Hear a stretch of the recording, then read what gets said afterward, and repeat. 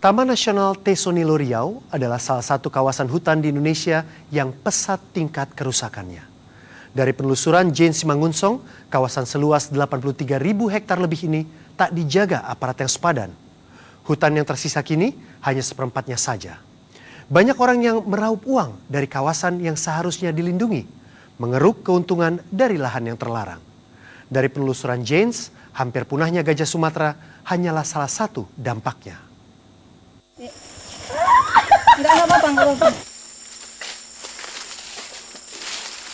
Dua anak gajah ini, Teso dan Nela, saya temui di Tesonilo Riau.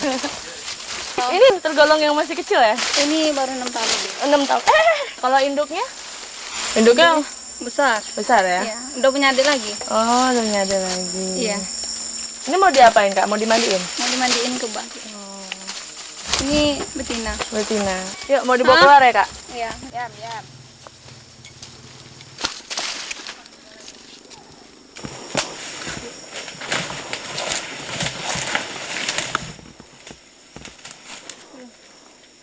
Ambil dulu atau apa? Hah?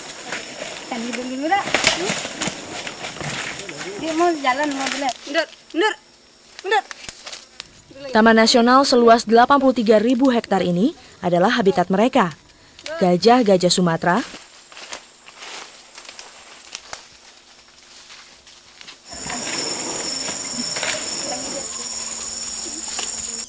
juga rumah satwa-satwa langka lainnya yang terancam punah.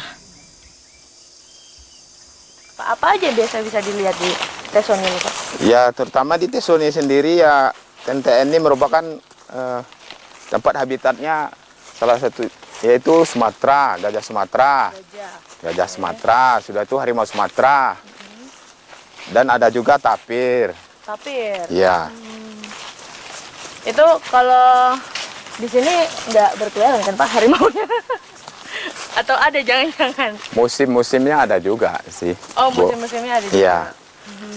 Karena jalur-jalurnya ada. Apalagi pas waktu hujan nih dia sering datang juga, muncul.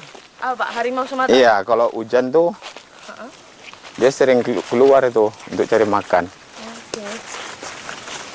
Biasanya sampai ke sini-sini juga nggak, Pak, tuh harimaunya atau ada? Kadang mau juga sampai ke kampung, tapi ke cuman kampung ya warga cuman pinggir-pinggir itu? sekitar lewat aja, sekitar ladang atau tanaman masyarakat.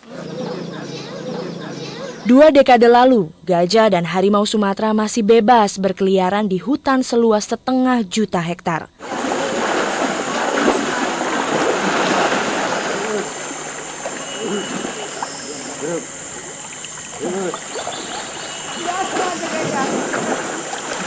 Kini luas hutan yang tersisa di Tesonilo tak sampai 1%-nya.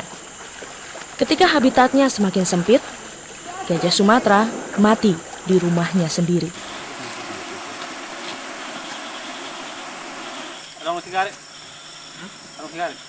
Nah, itu warga meracun gajah itu supaya tidak mengganggu kegiatan penambahan mereka, gitu.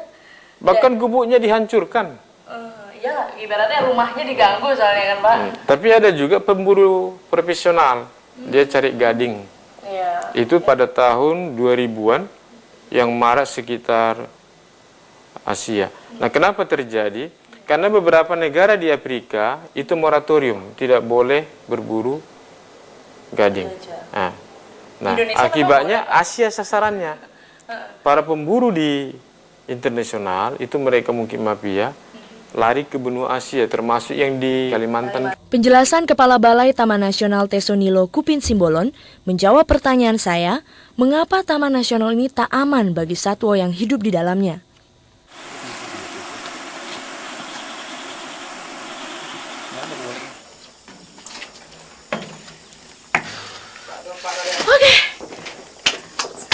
Dari atas menara, saya tak melihat ada pembatas yang bisa menghalangi perambah dan pembalak liar masuk ke Taman Nasional.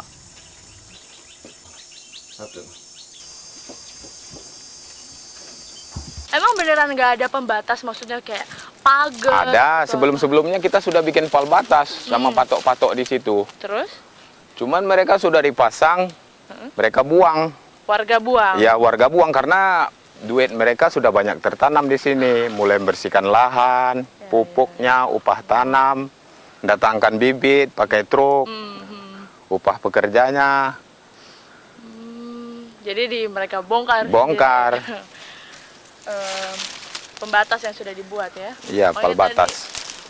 Pak Kupi juga bilang minta pemerintah pusat untuk bangun yang permanen katanya Pak. Iya, perlu tapi nggak sih sebenarnya itu Pak? Sangat perlu sih, supaya tahu seberapa sih luas TNTN itu sebenarnya, supaya jangan ada komplikasi terus terhadap warga. Iya. Ini juga sudah banyak yang mati. Kita maunya itu, kalau bisa sekeliling pembatas TNTN itu dibikin parit gajah yang permanen. Saya sarankan solusi begini, sederhana. Kalau ada beberapa HPH di sekitar kita, maka saya pikir pemerintah bisa mengajak mereka mendukung bersama kita, bikin batas parit sepanjang Taman Nasional. Itu menunjukkan bahwa belum ada, bahwa itu sudah menjadi batas TNTN. Setiap orang masuk di sana pasti ketahuan. Bukan hanya karena sebuah batas yang membuat perambah dan pembalak merajalela di Tesonilo. Jumlah aparat yang menjaga Taman Nasional ini tak sebanding dengan luasnya. Berapa sih Pak anggota atau karyawan yang bertugas untuk di... Ya, kami sekarang ini Taman Nasional ini memiliki 16 polhut, polisi kehutanan. 16 untuk 83.000 Satu orang penyidik. Satu orang penyidik. Sejak 6 tahun lalu. Dilihat dari segi peranan kepolisian sendiri sebenarnya di kisaran Taman Nasional Tesonilo, sebenarnya batasan ibaratnya tanggung jawab atau kewenangan polisi dengan kewenangan pihak TNT itu seperti apa sih Pak? Ya, memang tugas khususnya untuk pengawasan yang ada di TNTN itu pada balai TNTN itu sendiri. Kita juga melihat kalau di sana ada masyarakatnya, kita bertanggung jawab dengan Kamtipmasnya. Nah, kalau kita melaksanakan patroli rutin, kita berada di luar daripada areal TNTN itu, karena ada perkampungan. Nah, kalau kita mau masuk, pasti kita bekerja sama dengan balai TNTN itu. Terus dari sini, di sudut sini ada satu. Kapolres Pelalawan AKBP Guntur Aryo Tejo menjelaskan berbagai patroli yang dilakukan polisi, termasuk yang lebih intensif dilakukan setelah kunjungan sang aktor Indiana Jones Harrison Ford.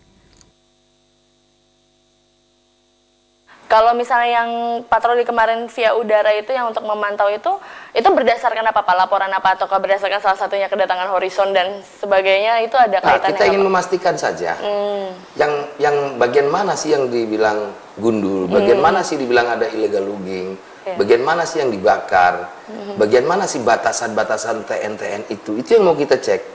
Gitu. Dan akhirnya dari hasil pengecekan itu terbukti nggak tuh Pak apa kata Horizon? Iya, memang. Namun tidak dalam waktu singkat ini terjadinya, karena itu sudah prosesnya lama.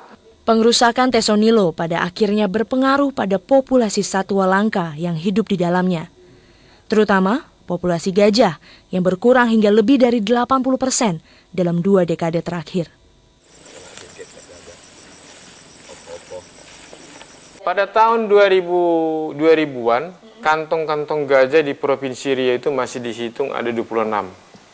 Tahun 90-2000-an. Termasuk di Kabupaten Pelalawan masih ada 4 kantong. Sekarang hanya 2 kantong, yakni ada di sini dan ada di sini. Tidak ada lagi. Untuk jumlahnya? Jumlahnya kurang lebih kita taksi 120-150. Hanya manusia yang bisa mencegah punahnya gajah Sumatera. Rasanya itu yang favoritnya gajah tuh Gajah tuh suka juga dia ini makanan rawa, kris-krisan kalau kita bilang ini. Nah, kris-krisan. ini ya, tapi yang muda pucuknya. Kris-krisan. Ya. Makanan favorit gajah. Bagi Teso dan Nela, hanya ada satu tempat yang bisa membuat mereka bertahan hidup. Tesonilo, benteng terakhir gajah Sumatera. Yuk, mau dibawa keluar ya? Enggak apa-apa. Mereka yang indah dipandang mata, tapi berbahaya. Sesaat lagi di 360.